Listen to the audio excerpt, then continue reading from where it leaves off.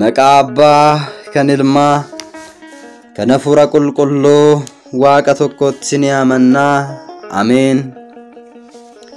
Saba hundumaa fi kan dhaabbatu hangafni ergamoota qulqulluun Mikaa'el ni ka'a.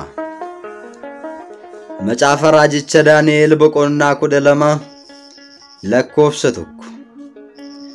Seenaa ajaa'ibsiisaa fi dinqisiisaa hangafni ergamoota qulqulluun Mikaa'el waxabajjii yookiin sanee gaafa 12 raawwate kutaa lammaffaa.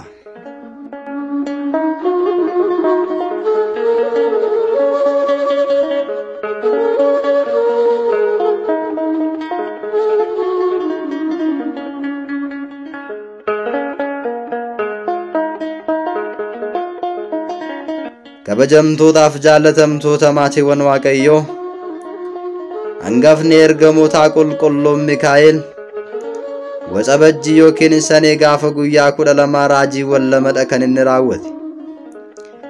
Raajii yookiin dinqii fi hojii ajaa'ibsiisuu hangafni ergamoota qulqulluun Mikaa'el waxabajjii gaafa guyyaa 12 raawwate chaayinaal yuutuubii dhangaa lubbuu irratti akka ilaaltan sinaffeera.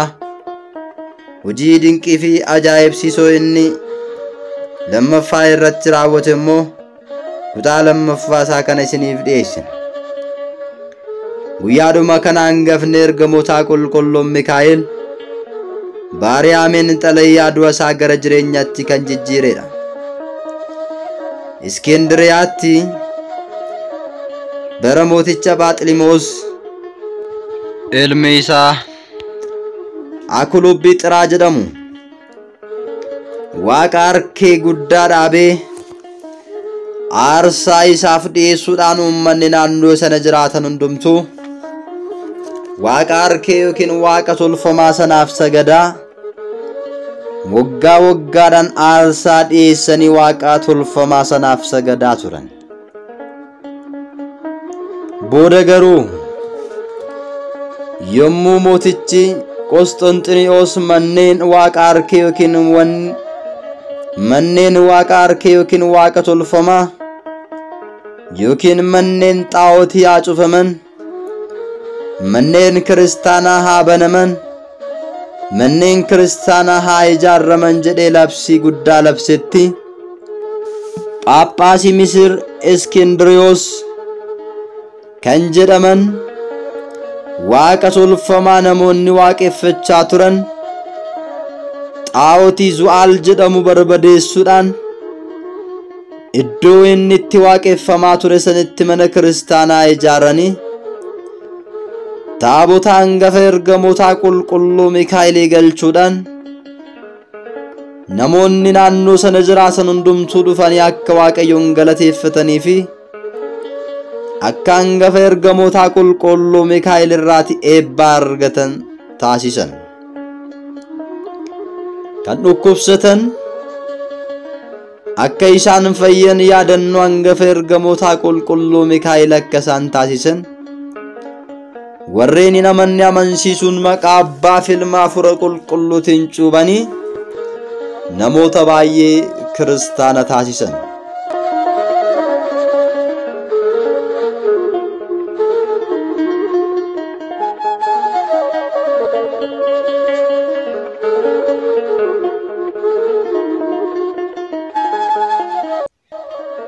Abbaan Baariyaam warra ayyaana qulqulluu Mikaa'elii kabajan keessaa nama isa tokko ture. Yeroo hunduma Waaqayyoon kan galateeffatuu fi aarsaa kan dhiyeessu ayyaana hangafa ergamoota qulqulluu Mikaa'el yeroo hunda yaadannoo isaa kan raawwatu, warra gaddan kan jajjabeessu, warra beela'an kan nyaachisu, warra dheebotan kan obaasu yaadannoo hangafa ergamoota qulqulluu Mikaa'el kan taasisu ture. Egaa duutiin oolu waan ta'eef addunyaa kanarraatii gaafa du'aatiin darban osoo guyyaan du'a isaanii hin qaqqabin dursa haadha warraa isaaniitiin yaa haadha warraa koo ayyaana hangafa ergamoota qulqulluu Mikaa'el keessumattuu kan sadaasaa yookiin daarii fi kan waxabajjii yookiin sanii akka kabajjuu sitti nan himaa jedhee foonitiin addunyaa kanarraa boqochuu isaa dursaa haadha manaa isaa akeekkachiisee ture. Yommuusi Baariyaam mucaan jedhamu kun haati manaa isaanii gadameessa ishee keessatti baattee ulfa turte. Ollaa isaanii garuu namicha sooressa keessummaan jaalanne ayyaana hin kabajne hangafa ergamoota qulqulluu Mikaa'elii kan hin jaallanne nama waaqa tolfamaa waaqessu tokkotu ture. Guyyaa Baariyaam dhalatu ergamoonni lamaan jechuunis qulqulluu Mikaa'elii fi Gabri'eeliin mucicha eebbisanii waan turaniif haadha isaatiin immoo qabeenya namicha sooressaa ollaa keessanii kana kan dhaalu mucaa kana yemmuu jedhanii itti manitti namtichi sooressi sun ollaa kana waan tureef dhaga'ee ture. Haati isaas waan mucaa kana ittiin guddistu yemmuu dhabdee rakkachaa turtetti mucicha sana nan guddisaa naaf kennishiidhaan jedhee gatii mucaa sanaa immoo warqii waqeetii 20 kenneefi mucicha Baariyaam jedhamu kana haadha isaarraatii fuudhee mucaa kanadhaa kan qabeenya kiyya dhaalu jedhee saanduqa hojjetee keessa kaa'ee bishaan irratti mucaa kana gate. Saanduqa kana garuu namni oolota tiksu argatee banee yemmuu ilaalu mucaa Baariyaam jedhamu mucaa bareedaa daa'ima baay'ee bareedaa waan argatee fudhatee wanta nyaadhurraa nan nyaachisaa wantan dhugurraas nan obaasaa mucaa kanas kennaa waaqayyooti galaanarraan argadhe Baariyaam jedheen maqaasaa waamee bara jireenya kiyyatti akka na gargaaruuf taasisa jedhee fudhatee guddifachuu eegale. Guyyaa tokko sooressi namtichi mucaa Baariyaam jedhamu kun galaana irratti gate kuni daldalaaf gara biyya biraa yennaa deemu aduun waan itti lixxeef mana namicha Baariyaam guddisaa jiru yookiin Baariyaamiin galaana irraa argatee kanatti goree maaloo na bulchaa jedhee akka isa bulchaniif gaafate. Namtichis manni kan waaqayyooti bulaayii isaaniin jedhe. Ergasiitiin booddee gaafa namtichi keessumminnatiidhaan gara manaatti ol seenu abbaan manichaa Baariyaam jedhee yemmuu mucaa sana waamee inni ergatu dhage. Namtichis gaafii gaafachuu eegale. Baariyaam jechuun maal jechuudha jedhee isa gaafate. Innis kan bishaan irraa yookiin galaana irraa argame jechuudha jedheen. Seenaa isaas itti hime.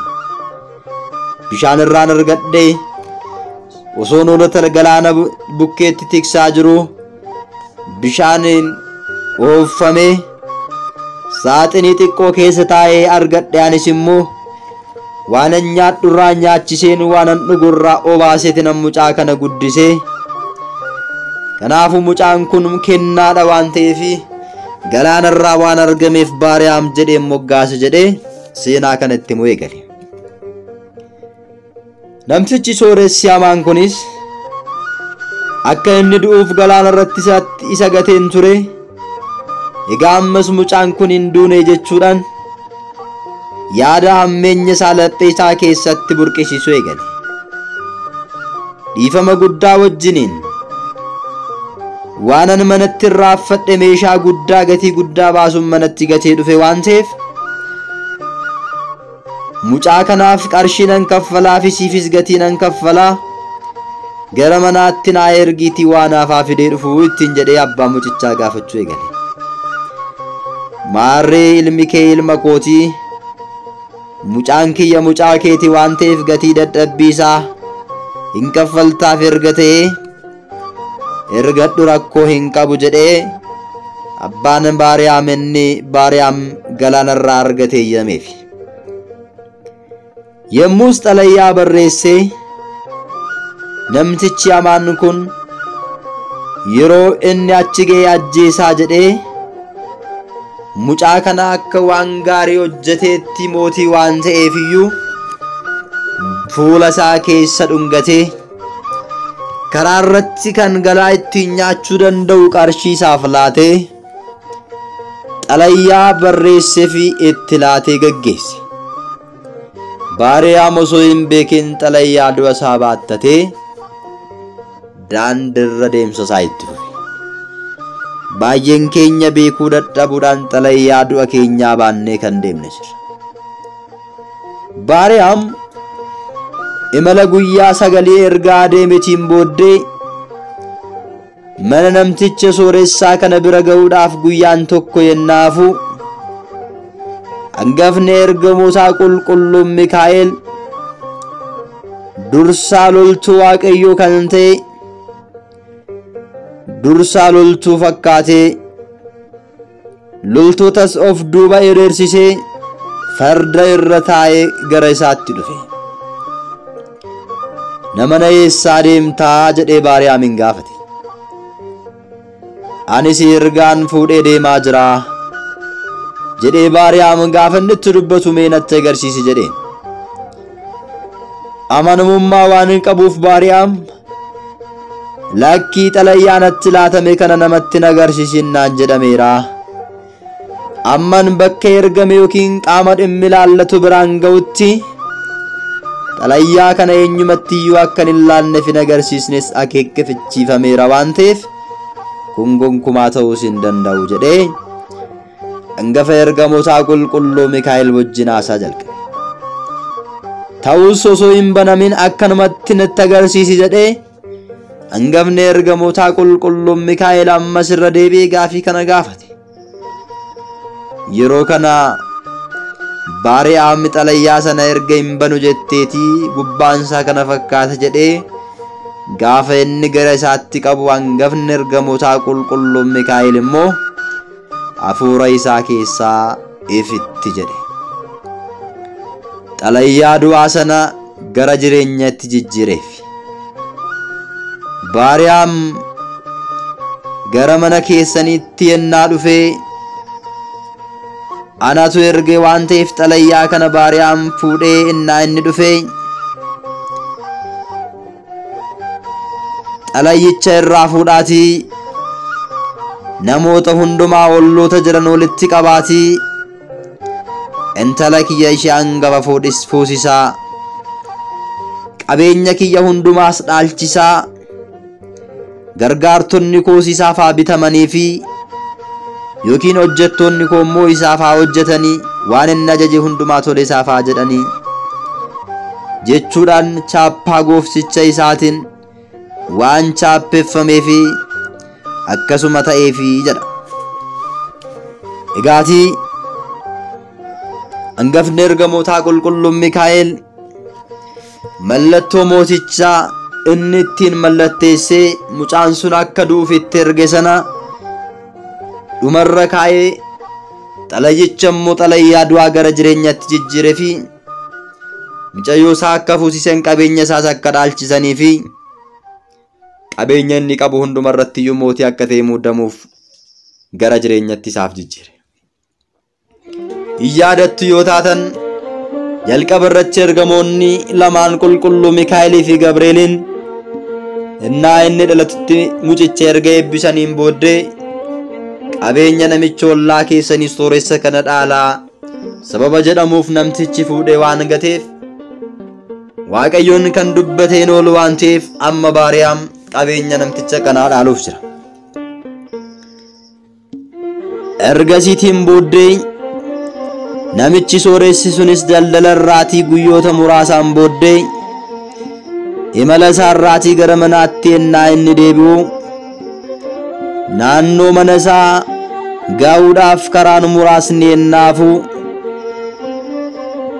egaatii tiksitoota yookiin immoo naannoo sana kan tiksan horii kan eegan naannoo sana mootichi ennaa gahu mootichatti kaatanii ennaa nagaa isa gaafatan mana isaa keessaatti sagaleen ililleef gammachuu sagaleen namootaa waan dhaga'amuuf maa inni mana kiyyaa kan raawwate taateen maaltu ta'e rakkoo jiraa jedhee gaafate.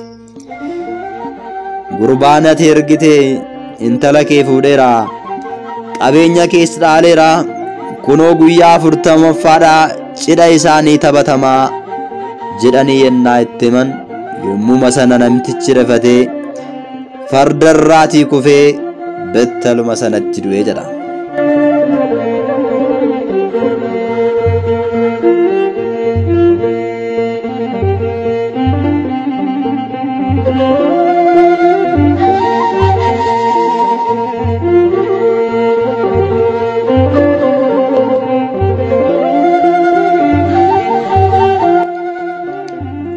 Baariyaamis kun hundumtuu gargaarsa ergamaa Waaqayyo qulqulluu Mikaa'eliin akka ta'e hubate. Ergasiitiin booddee lubummaa fudhatee bataskaana ijaarsise. Galanni Waaqayyoof haa ta'uutii Waaqayyo kadhannaa ergamootaa ilaalee nuuf haa dhiisu. Sugni ergamaa hangafa ergamootaa qulqulluu Mikaa'el hunduma keenya wajjin haa ta'uutii Baariyaam lubummaadhaan mana qulqullummaa Waaqayyoo tajaajiluun hojii gaarummaa hojjechuun bara jireenya isaatii gargaarsa ergamaa Waaqayyoo qulqulluu Mikaa'elitti abdatee akkaataa kanaan jiraachuu eegaleedha. Sugnii fi arjummaan kadhannaan hangafa ergamootaa qulqulluu Mikaa'el hunduma keenyaaf hunduma keessan faana haa ta'u. Bakkaaf lafa jirtanitti nageenyi jaalalli Waaqayyoo isiniif haa baay'atu. Ayyaanni kun kan nagaa kan eebbaaf kan jaalalaa isiniif haa ta'u. Wasbaat ለእግዚአብሔር።